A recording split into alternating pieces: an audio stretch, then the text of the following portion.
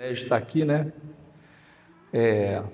Poucos irmãos, mas agradecemos ao Senhor porque escolhemos hoje estarmos aqui, né?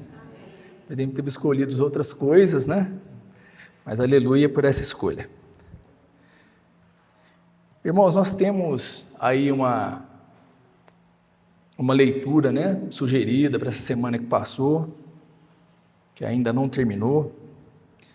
Mas eu queria falar uma abertura e ver se dá tempo ainda, porque, de fato, talvez eu consiga entrar um pouquinho aí em 2 Coríntios capítulo 6, mas eu vejo uma necessidade muito grande de falar essa pequena abertura aqui, considero pequena. 2 Timóteo, quando Paulo escreve ali essa segunda epístola para ele, no capítulo 2, Timóteo fala acerca de algumas coisas no capítulo 2, ou melhor, Paulo fala, né, a Timóteo, e ele diz assim, pondera no que acabo de dizer. Ele fala assim para Timóteo, pondera, Timóteo, reflita, eu estou te mandando em uma segunda epístola, provavelmente um dos cooperadores de Paulo que entregou essa epístola para Timóteo, e ele orientou isso. Após ele discorrer algumas coisas, ele falou, agora você vai ponderar sobre isso que eu escrevi, porque o Senhor é quem vai te dar compreensão em tudo. Por que eu estou falando isso aqui, irmãos, nesse início? Porque para eu ponderar sobre alguma coisa, eu preciso, no mínimo, prestar atenção. Não é verdade? Como é que eu vou ponderar alguma coisa que eu nem presto atenção? Então quer dizer, Rogério, que você consegue prestar atenção em tudo numa reunião? Lógico que não. A nossa mente é um cavalo bravo, a gente não tem controle, né? Às vezes vem pensamentos que nos tiram, né, a atenção. Mas só para vocês terem uma ideia, eu vou dar um exemplo rápido aqui, que aconteceu.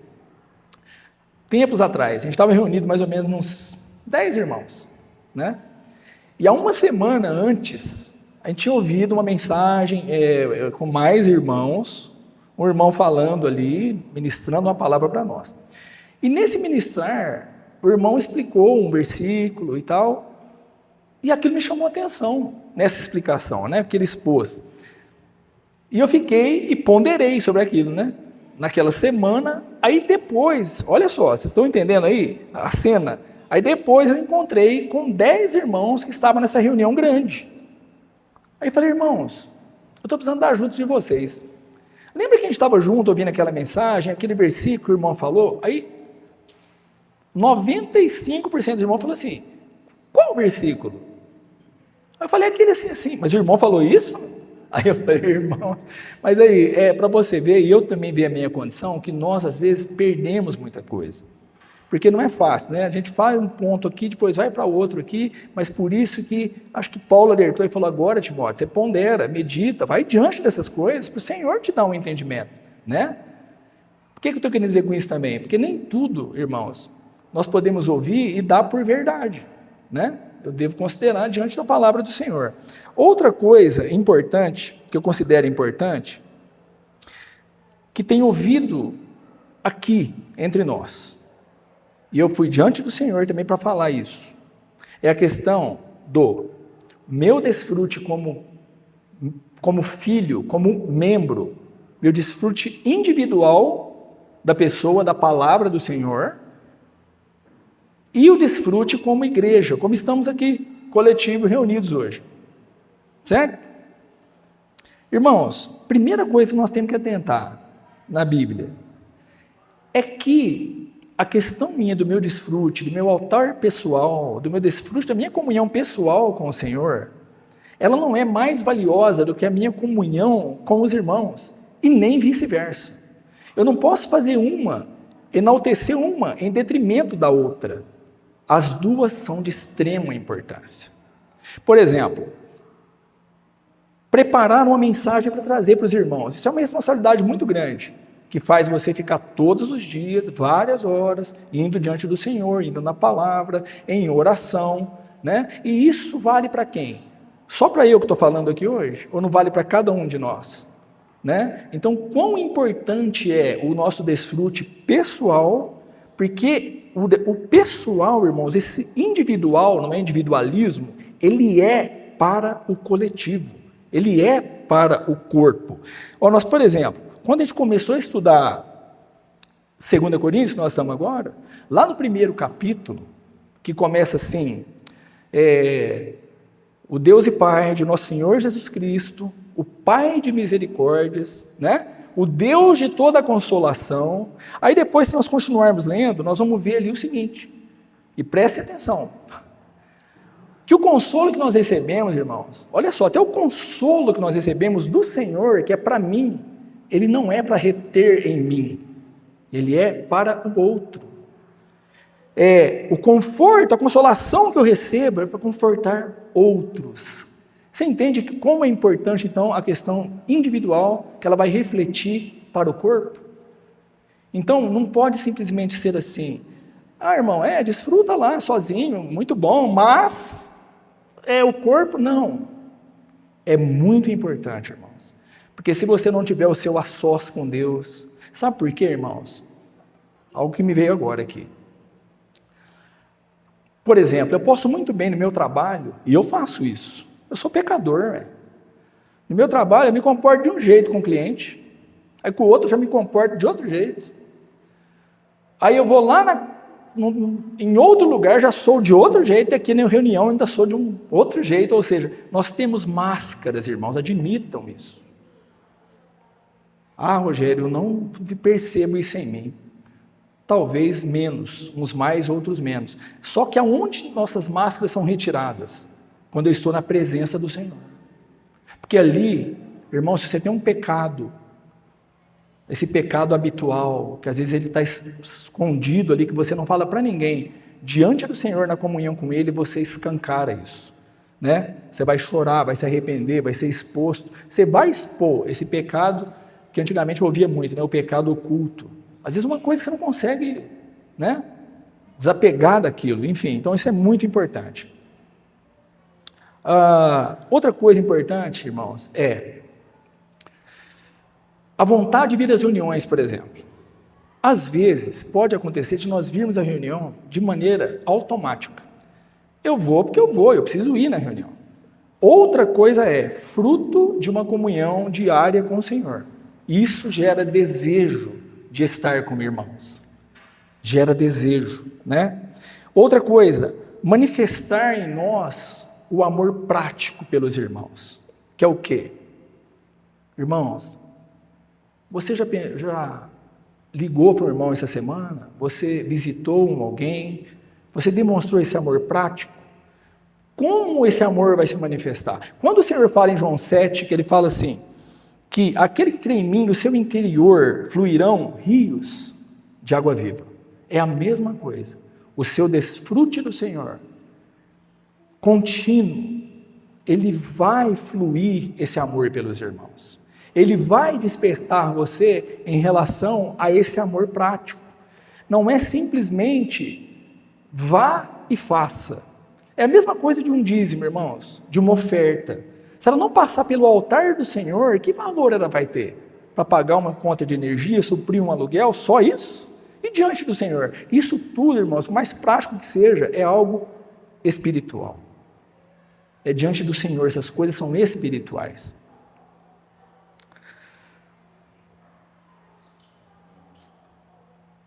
Então, um ponto aqui que eu vou continuar, o ponto é o corpo de Cristo. Você lembra quando o Senhor pergunta para Pedro, tu me amas? Né? Ele pergunta 3 vezes, né? 2 vezes com o amor ágape e a terceira com o amor filéu.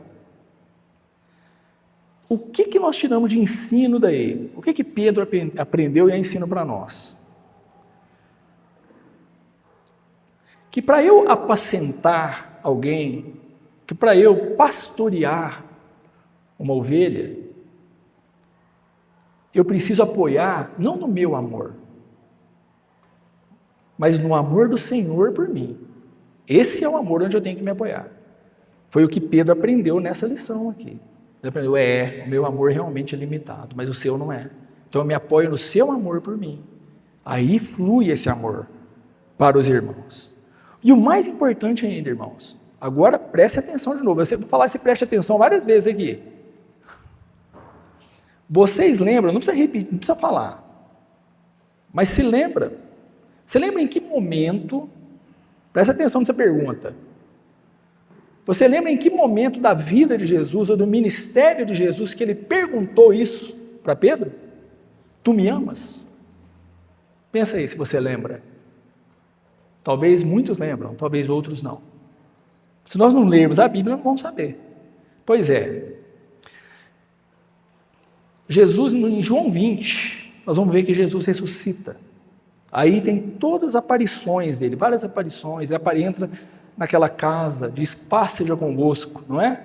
Que tal os discípulos, menos Filipe, se eu não me engano, não estava ali. João 21, no versículo 15, se eu não me engano, o que acontece ali? Jesus ressurreto, ele está ali no mar da Galileia, ali na praia, onde os discípulos chegam, aí até Pedro acho que mergulha para ir mais rápido, aí eles fazem uma refeição juntos, que Jesus preparou, eles ainda falam para trazer peixes, né? Depois dessa refeição, ele chama Pedro e fala, Pedro, tu me amas? Por que eu estou dizendo isso, irmãos? Porque logo depois vem, apacenta, pastoreia, não é? Lá em João 10, não, em Lucas 10, o Senhor envia os discípulos como se fosse um estágio. Eles são enviados para expulsar demônios, manifestar aquele poder, e com base nos ensinos que eles tiveram com Jesus, né? Só que olha só, nesse envio, nesse primeiro envio, enquanto Jesus estava ali com eles, Pedro ainda era o mesmo. Pedro era cheio de defeito, não era?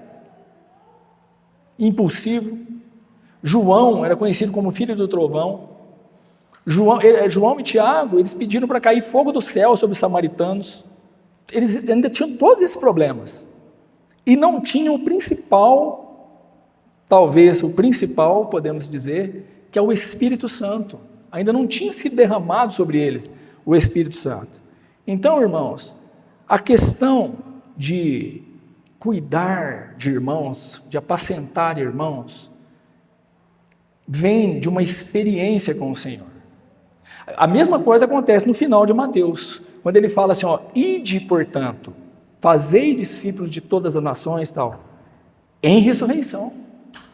Ou seja, depois eles terem experimentados, eles creram, eles viram a ressurreição, viram o Senhor, né? O que eu quero dizer com isso, irmãos, é que o amor por irmãos não acontece pragmaticamente, automaticamente. Ele é fruto de uma comunhão, de experiência com o Senhor. Aí você ouve forte, ide, vai, né? Deixa eu ver se eu consigo avançar aqui para entrar em 2 Coríntios. Uma coisa importante no corpo, irmãos, uma pergunta: como nós somos, na verdade, supridos e bem vinculados? Essa palavra está, né? A gente logo lembra dela na Bíblia, né? Como nós somos supridos e bem vinculados? Em Colossenses 2,19, se você abrir sua Bíblia aí, Colossenses 2,19, ele começa de maneira negativa, mas nós vamos ler de maneira positiva. Só para eu usar um exemplo. Colossenses 2,19 começa com a palavra não, não é isso? Não é isso? Só que nós vamos tirar o não, nós vamos ler assim, de maneira positiva. Retendo a cabeça, da qual todo o corpo, suprido e bem vinculado por suas juntas e ligamentos, cresce o crescimento que vem de Deus. Então, repetindo. Reter a cabeça aqui, irmãos, é glorificar a cabeça, honrar a cabeça, estar ligado à cabeça. Da qual o quê? Todo o corpo, somos nós, o corpo. Suprido e bem vinculado por suas juntas e ligamentos. Olha só, presta atenção. Os membros do corpo são membros. Estou aqui, braço, pés, pernas, juntas e ligamentos não são membros. Isso aqui remete, sabe a quê? Aos nossos relacionamentos como irmãos. Então, Olha só, suprido e bem vinculado, nós somos supridos e bem vinculados quando temos relacionamentos saudáveis, retendo o cabeça, ligados no cabeça. Me faz lembrar de um salmo maravilhoso, que é o Salmo 119, 63, que é um salmo que muitos supõem ser escrito por Esdras, não está declarado. Mas o Salmo 119, 63, ele diz assim: companheiro sou de todos os que te temem e dos que guardam os seus preceitos. Você pode trocar isso pela sua palavra. Então, companheiro, meu irmão, nós somos de todos os que temem e dos que guardam a palavra do Senhor, dos que retêm a cabeça, né? Outra coisa, irmãos, é sabermos o valor que nós temos como corpo para o Senhor. Por exemplo, Cristo amou a igreja, não é isso? E se entregou por ela. Nós já temos aí uma prova de amor imensa, maravilhosa.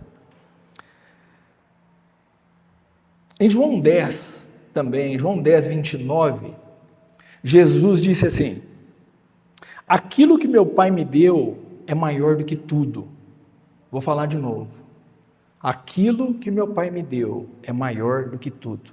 Ele está falando aqui, se você ler versículos antes, das ovelhas, que somos eu e você. E referindo a essas ovelhas, ele fala: aquilo que meu Pai me deu é maior do que tudo. Se você falar, Rogério, então à luz da Bíblia, quando ele diz maior do que tudo, é maior até que essa criação que eu vejo hoje, essas belas flores, os rios, as frutas, o céu, é isso mesmo.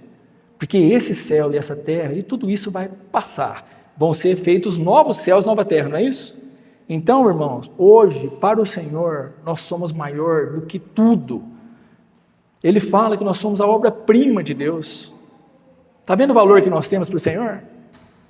E ainda ele fala em João, aqui em João 10, que ele fala: e das mãos do meu Pai ninguém pode as arrebatar ou as arrebatará.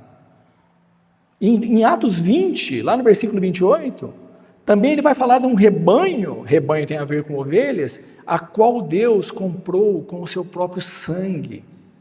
Então esse é o valor de nós, individualmente como ovelhas, porque cada ovelha, imagina, nós temos um grande pastor que cuida de nós, mas ele cuida de uma ovelha, ele as chama pelo nome, ele conhece cada uma pelo nome, mas só que elas são um rebanho para ele.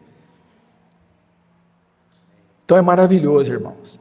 Isolados, nunca isolados. Um cristão isolado, irmãos, como ele pode ser um cooperador do Senhor na edificação do corpo de Cristo? A Eliana trouxe um compartilhar aqui, talvez seja algo que até é citado aí, que é uma analogia falando sobre um preso, quando é disciplinado dentro da cadeia, colocam ele numa solitária. Porque ali tem um sentimento terrível para o ser humano, que é o tédio. Um cristão isolado é um filho de Deus entediado. Que pai fica feliz com isso, né? Então, nosso Senhor Jesus não deseja que sejamos filhos isolados. Irmãos, Deus Pai, Ele tem uma vontade para nós. Se perguntar, né, Flávio, qual é a vontade de Deus? Tem muita resposta, é ampla demais. Mas tem algo muito específico falando para mim e para você. Em Tessalonicenses, na 1 Tessalonicenses 4, no versículo 3, ele diz o seguinte: pois essa é a vontade de Deus, a vossa santificação. Como eu vou me santificar, irmãos? Se não no meu dia a dia, buscando o quê? A presença daquele que é santo, do santo de Deus. Tem um versículo que diz, né? Eu não lembro onde está, que fala: santifica-os na verdade. A tua palavra é a verdade. Quem é a palavra? Jesus. Ele é o verbo encarnado de Deus. Essa expressão é interessante, irmãos, porque dá uma impressão de reencarnação, não é isso não.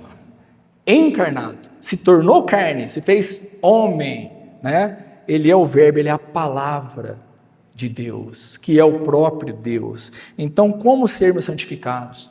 E em vários versículos, nós vamos ver em Levítico, por exemplo, vários versículos falando, sede santos, como seu Deus é santo. Em 1 Pedro ele vai falar assim, como é santo aquele que vos chama, sede vós também santo. E ele ainda fala assim, em todo o vosso procedimento.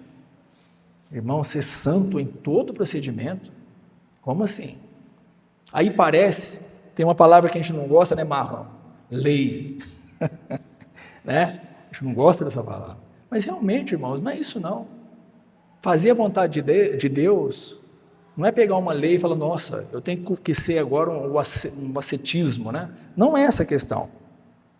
A santificação nada mais é do que buscar contemplar o Senhor, estar na presença do Senhor, porque a santificação tem a ver com transformação, né?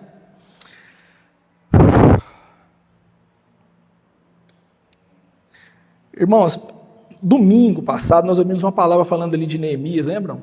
A questão dos muros e tal, muito interessante. Os irmãos vão trazendo uma palavra sobre isso, mas eu também ponderando aqui,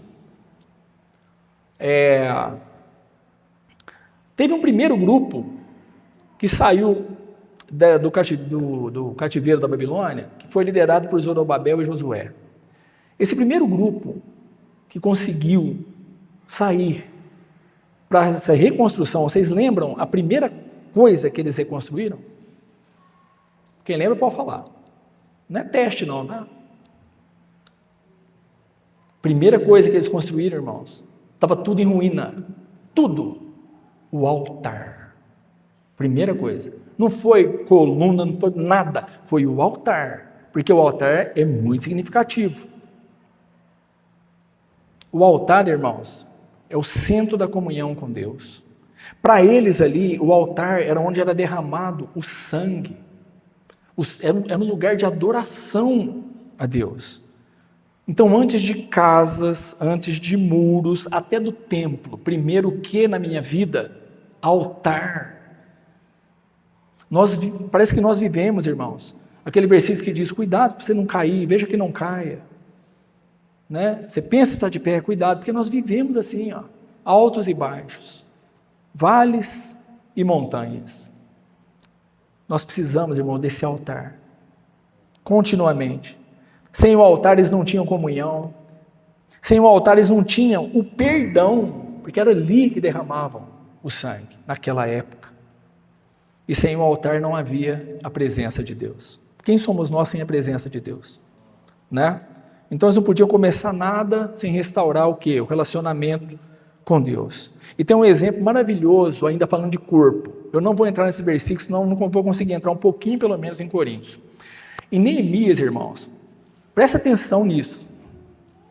Neemias capítulo 1, eu não vou ler, vai falar o seguinte, que Neemias, ele jejuou, que ele orou dia e noite.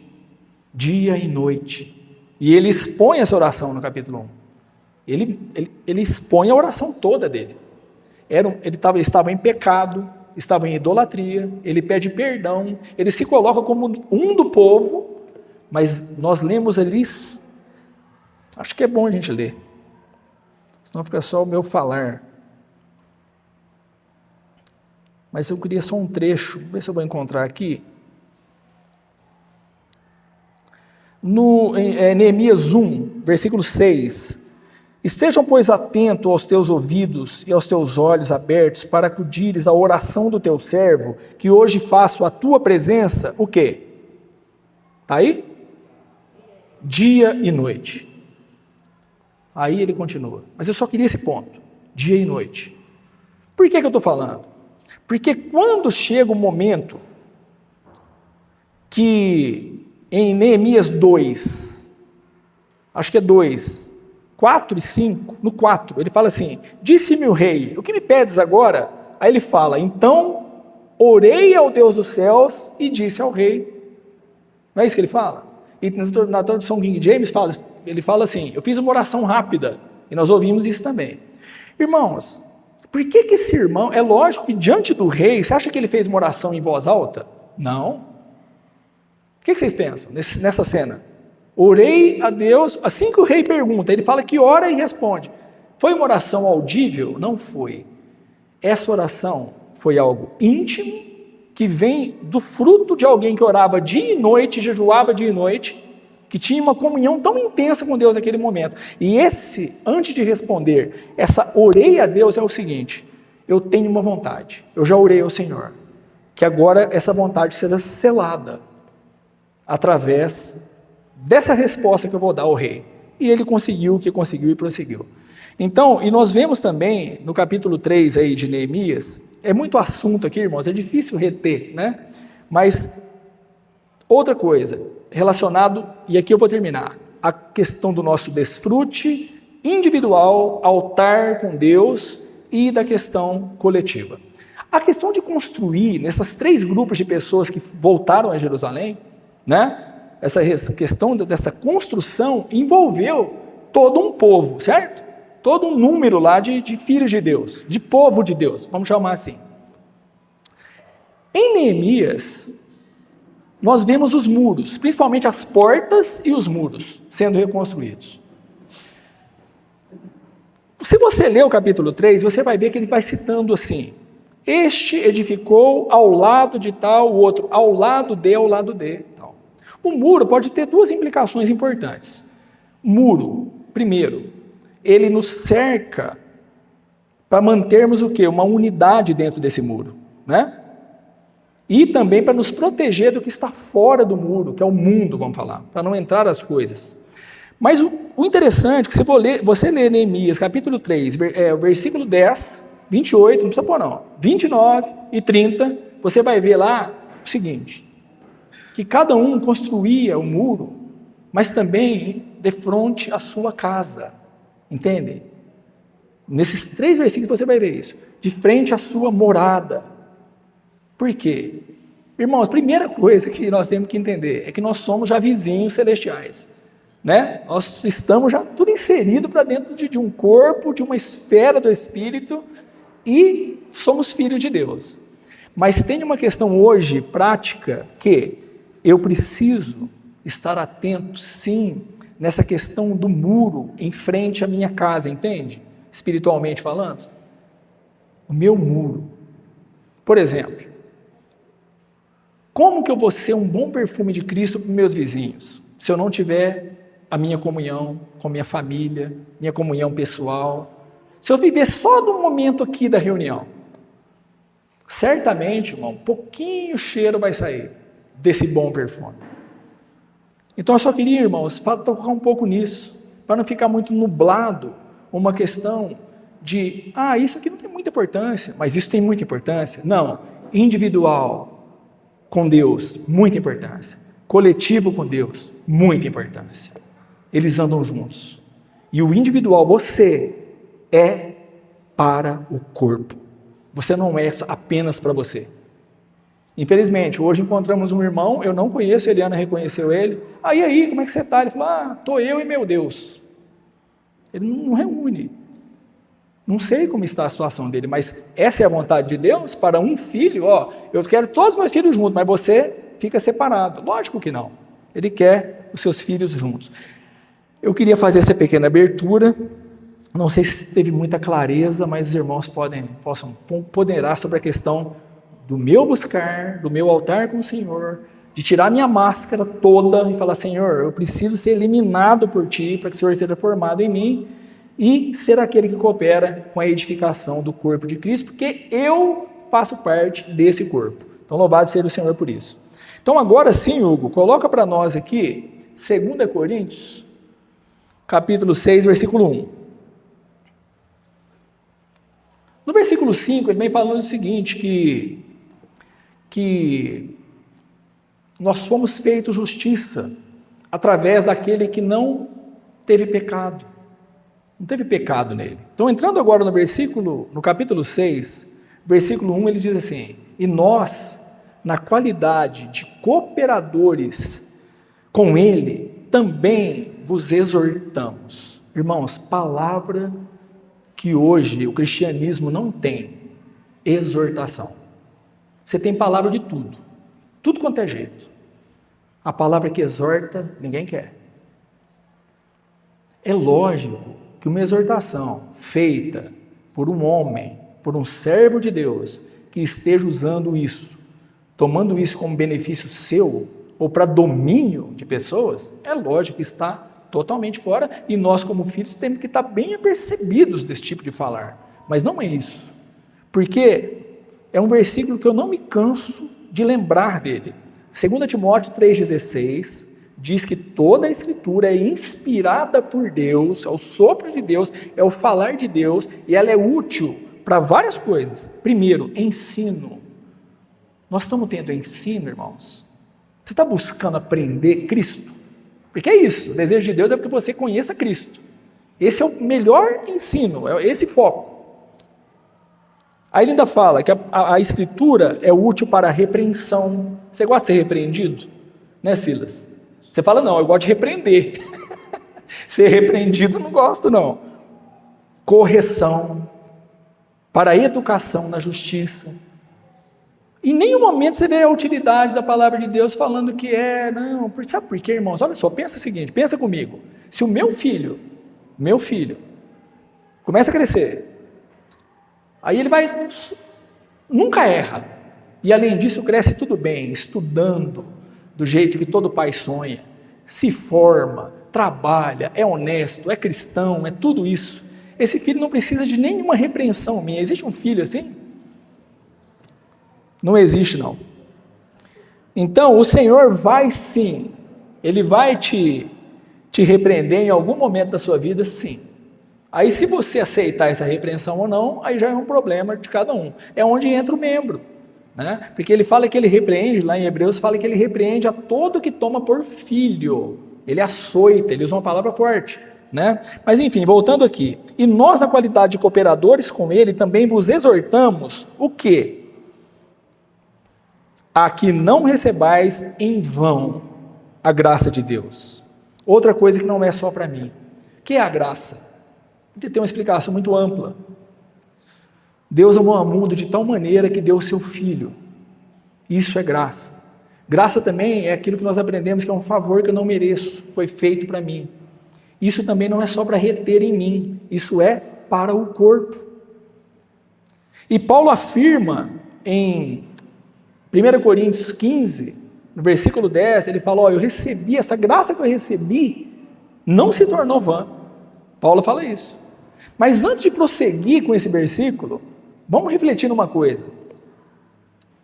Paulo declara em 1 Timóteo, ele fala que ele era um insolente, um blasfemo, perseguidor da igreja, ele consentia com morte de cristãos, e em 1 Coríntios 15 mesmo, ele vai falar que nem ele mesmo era digno de ser chamado apóstolo. Mas ele fala que a graça nele, com ele, não se tornou vã. Então, ou seja, Paulo se tornou um vaso útil, porque a graça não foi vã. Aí vamos lembrar de uma coisa. Paulo encontra com Jesus e fica cego, não é isso? Me ajuda aí. Não é? Ele fica cego, perde a visão. Acontece toda aquela cena. Aí ele vai para Damasco. Ananias não queria ir, mas Deus fala, vai lá, fala com ele. Foi. Aí diz que caiu as escamas do olho dele, não é isso? Irmão, digamos que, pensa comigo, Paulo era aquilo que ele declarou, hebreu de hebreus, o que mais? Quanto à lei, fariseu, era um zeloso da lei, se avantajava muito a todos os jovens lá da sua idade, no conhecimento daquilo tudo. Quando essas escamas caem, é como se elas começassem a cair. Por quê? Logo em seguida, Paulo tem problema em Jerusalém, é enviado de volta para Tarso. Se você pesquisar, você vai ver que ele ficou lá de 8 a 11 anos, fazendo o quê? Se você pegar a história de Jesus, em Lucas, até quando ele tinha 12 anos, tem registro. Depois só volta aos 30. O que Jesus fez? Aí nós podemos imaginar muitas coisas. Paulo, podemos inferir que ele estava sendo reconfigurado naquilo tudo que ele sabia para encontrar Cristo. Tanto é que todas as epístolas dele, ele cita a sombra do Velho Testamento, aplicando aqui para o Novo. Então, irmãos, você viu que nada acontece natural? O que é a graça não se tornar vã em mim? É eu deixar essa graça operar em mim, né? E depois ele ainda fala, né, que não se tornou vã, mas ele fala, antes trabalhei mais do que todos os apóstolos, porém não eu, mas a graça de Deus comigo. Eu vou pular o versículo 2, que é um parêntese, é importante, mas eu vou pular ele aqui, que é um trecho que é de Isaías 49, para terminar, para ir aqui para o versículo 3. O versículo 3, o título da mensagem é esse aqui, ó, para que o ministério não seja desacreditado. Só que se você ler na versão Almeida, revista atualizada, vai estar assim, ó, não dando nós nenhum motivo de escândalo, em coisa alguma, para que o ministério não seja censurado. Censurado. Eu não sei se tem outra versão aí diferente. Tá? Mas a palavra censurado aqui no nosso português não é a melhor. Se pesquisar a palavra original, ela vai ter alguns significados. Desmoralizado, desacreditado, reprovado, manchado, ou seja, não dando nós nenhum motivo de escândalo. Esse escândalo também tem a ver com má conduta, caráter. Olha só. Em coisa alguma, em nada, para que o ministério... O que é ministério que é esse? Nós vimos ministério da nova aliança, ministério da reconciliação, o próprio evangelho, o testemunho, para que isso não seja reprovado, manchado, desacreditado. Em que? Na minha conduta. Eu não posso dar nenhum motivo. Olha o que Paulo fala. Não dando nós nenhum motivo de escândalo, em coisa alguma, para que o ministério não seja reprovado. Senhor Jesus, eu vou pular aqui, irmãos, para um trecho. Seria muitas coisas. Eu só quero que vocês acompanhem comigo essa leitura de novo, para entender que quando ele fala isso aqui, ó, não dando nós, vamos ler de novo, lê junto comigo para nós ganharmos junto isso. Não dando nós nenhum motivo de, aqui troca essa palavra escândalo por má conduta, tá? Não dando nós nenhum motivo de má conduta ou tropeço, em coisa alguma, ou seja, em nada, para que o ministério não seja desacreditado, ou do título da mensagem. Enfim, esse é o ponto. Não dar motivo, em conduta. Isso, irmão, está relacionado a caráter. Nós vamos ler uma porção agora, rápido, para acabar. Que você vai falar, uai, Rogério, mas essa palavra não é para nós. Essa palavra é para o presbitério. Não é para nós. Vamos ler e você pode considerar com você se ela é para você ou não, em alguns pontos. Irmãos, todos os itens que nós vamos ler aqui, e Paulo fala aqui, ó, para em nada sermos motivo de má conduta, para que o evangelho, para que o ministério seja reprovado. Até os de fora vão falar, que testemunho é esse na vida desse que fala que é cristão? Né? É isso, esse é que é o ponto aqui. Por isso que é tocado em caráter. Eu vou tomar esse texto e você vai perceber comigo, eu percebi uma só delas que estão relacionada a dom que Deus deu. O resto é tudo caráter. Caráter. Ainda, só antes de ler isso aqui, uma frase pequena, mas de muito sentido, que tem a ver ainda com essa comunhão que nós precisamos ter com o Senhor. Irmãos, como que isso é importante? Mas isso não vai acontecer se não tiver, primeiro, um desejo no seu coração. Às vezes você pode considerar com você mesmo e pode falar, ó, eu tenho tido, sim, eu tenho aberto a minha mão, do tempo para poder estar com o Senhor, para poder ler a Bíblia, para poder orar aos pés do Senhor. Só que veja bem, pensa nessa frase comigo. Cultive, irmão, um pensamento. Cultive um pensamento. Você vai ter uma ação. Cultive uma ação, você vai ter um hábito. E se você cultivar um hábito, você vai ter um destino. Certo? Então cultive um pensamento, vou fazer, vai se tornar uma ação. Se você continuar com essa ação continuamente, vai virar um hábito. E esse hábito vai te levar a um destino. O Eduardo, por exemplo, joga muito bem tênis. Será que foi assim, do nada? Jogou muito bem? Foi uma vida inteira, né, Eduardo? Dedicando, aprendendo, treinando. Virou um hábito, virou um pensamento, um desejo, um hábito aí, um destino, um bom tenista. Irmãos, contemplando o Senhor como por espelho, contemplando a sua glória, somos transformados de glória em glória. Até Einstein falou assim, é mais fácil quebrar um átomo do que um hábito. É que nem o vício, falando de maneira negativa. Parar com vício, irmãos, é a coisa mais difícil que tem. Está aqui um testemunho vivo. É muito difícil. E é uma luta contínua. Mesmo depois que você para com o vício, ainda é difícil para você permanecer sem ele. Agora, hábito, e estamos falando de coisa saudável, de ter hábito com o Senhor, tempo com o Senhor. Certo? Pensamento gera ação gera hábito, o hábito leva você a um destino. Irmãos, nós estamos falando eu e o Ismael ali sobre reino. Você quer reinar com o Senhor? Cria um hábito, ele vai te levar a um destino, reinar com o Senhor, né? Então o texto que eu quero ler, e nós vamos terminar, é de 1 Timóteo 3, coloca aqui, Hugo, por gentileza, a partir do versículo 1, é uma palavra para presbíteros, mas eu quero que nós prestemos atenção. Fiel é a palavra.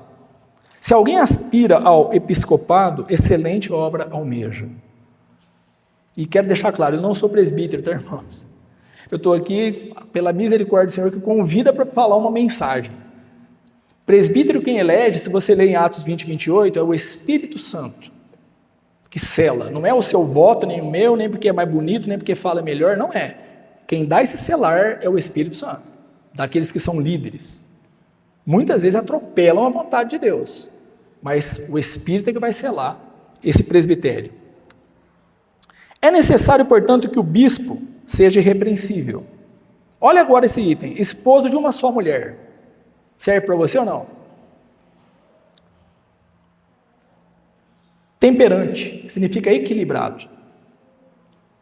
Sóbrio. Eu vivia chapadão, hoje eu vivo sóbrio. Modesto. Hospitaleiro, apto para ensinar. Não dado ao vinho.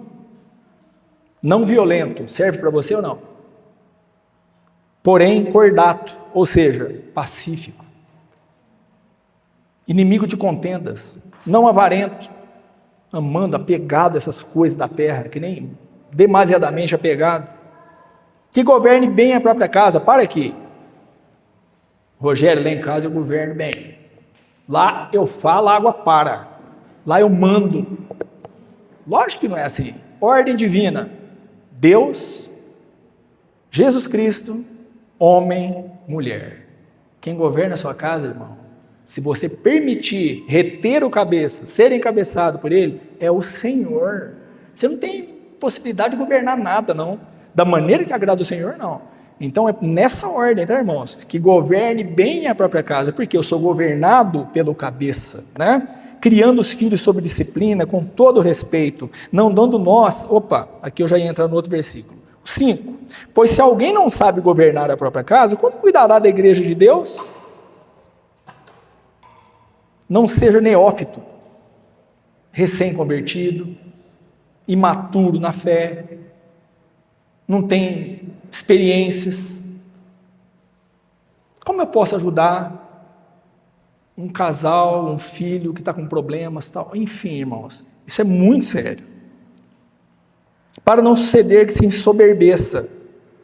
Aí, outra coisa, será que a soberba só é aqui para a questão de falar do neófito, ou a soberba vai andar com você o resto da sua vida? Pode ter certeza que sim.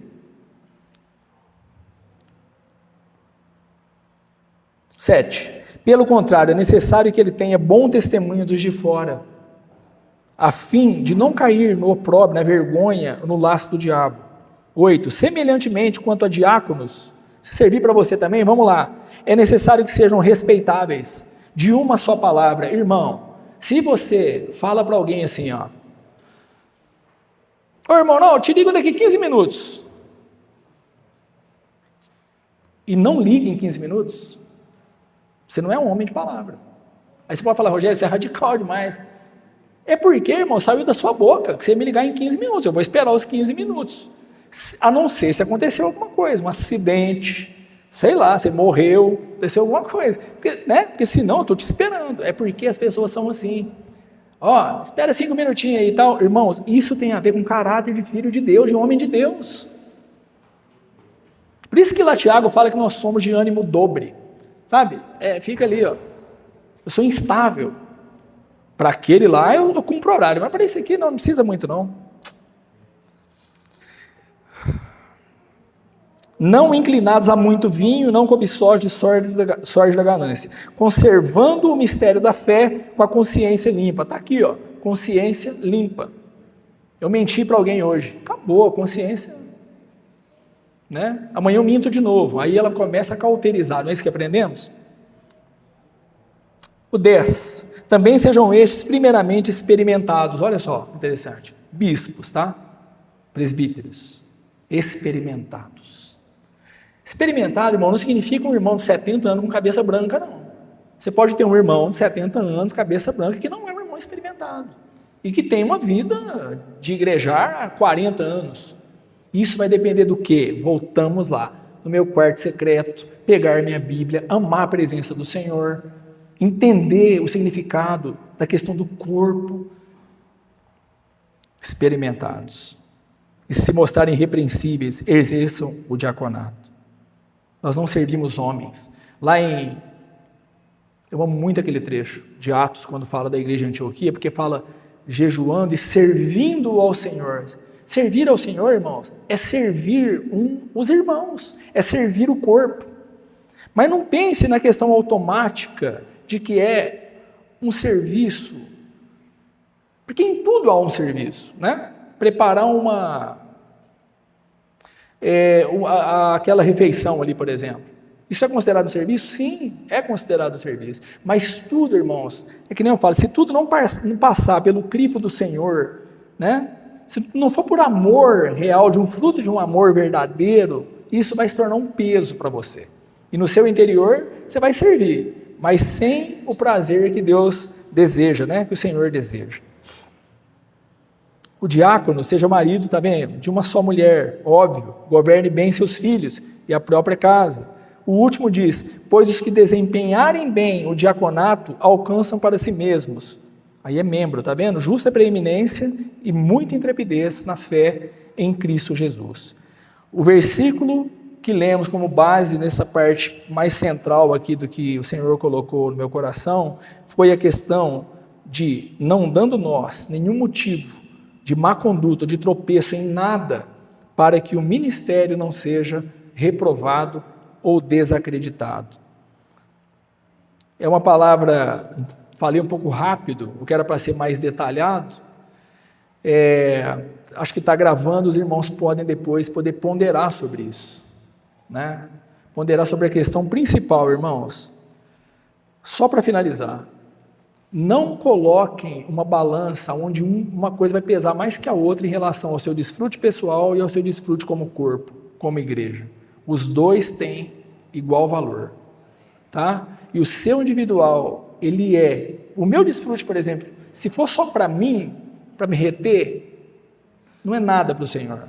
Para alegar o coração do Senhor, esse desfrute tem que ser para o corpo, para o coletivo. Então eu encorajo você, irmão, ainda continuo encorajando a buscar o Senhor, a se organizar, né, o seu pensamento até se tornar essa ação, e essa ação se tornar um hábito, e ele vai te levar a um destino, sem dúvida, maravilhoso. E poder compartilhar sempre aquilo que o Senhor te deu, que é o que nós anelamos, né? O que nós anelamos, que o Senhor anela. Então agora que nós possamos aí compartilhar, será que é melhor aqui ou melhor, o que vocês acham? Do jeito que vocês acharem. O que é melhor? Dos grupos mesmo? Poucas. É melhor direto aqui, né?